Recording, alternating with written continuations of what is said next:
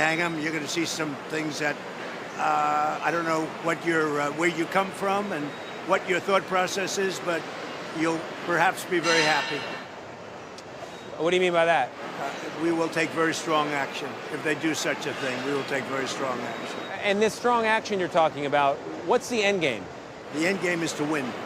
I like winning. How do you define that in Iran? Well, let's define it in Venezuela. Let's define it with al-Baghdadi. He was wiped out. Let's define it with Soleimani.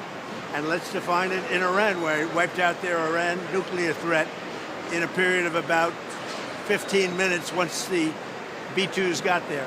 And that was a complete obliteration, as it turns out, which is what I said initially. Then some questioned it, and they said, Trump was right. So we've been right about everything. We don't want to see what's happening in Iran happen.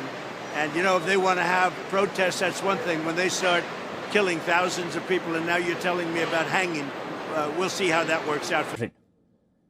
Reports also say that Iran could soon execute one of the arrested protesters. Trump says that it would have serious consequences for Tehran.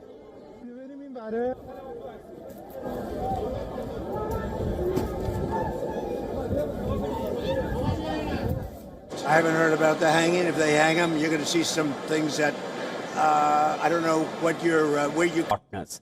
A report citing sources close to the White House claims that Trump is less certain on a military action as of now, after giving out all those threats. Russia and China have already warned against any U.S. intervention. Multiple reports claim that even Trump's allies, both domestically and internationally, are not fully on board with a military plan. Now, the Wall Street Journal reported that some political allies have even warned Trump against abandoning the America First policy. Trump may face potential backlash from his MAGA movement if he uses military force in Iran. Now, that is also seen as the reason why US has not publicly backed Reza Pahlavi, the Crown Prince, the son of the exiled Shah, who was deposed back in 1979. Trump's special envoy, Steve Witkoff, reportedly met Pahlavi recently, but that meeting was to be kept under wraps.